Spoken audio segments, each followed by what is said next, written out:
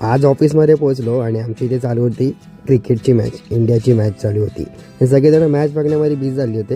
हां, आणि सांगतो हे आहे आता नवीन ऑफिस, कारण की जुना ब्लॉग बघून खूप जणांचे आम्हाला मेसेज आलेले आहेत की यार ऑफिस का सोडतो आहे. पण त्यांनी ब्लॉग बघायच्या आधी त्यांनी थंबनेल बघूनच मेसेज केलेला आहे.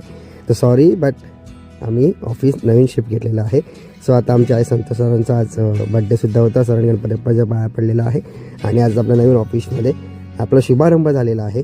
आणि फायनली रात्री काम करता करता आज थोडा कंजेस्टेड वाटत नव्हता, कारण की नवीन जागा होती, थोडी जागा शॉर्ट पडत होती. म्हणून आमचे डिस्कशन चालू झाले.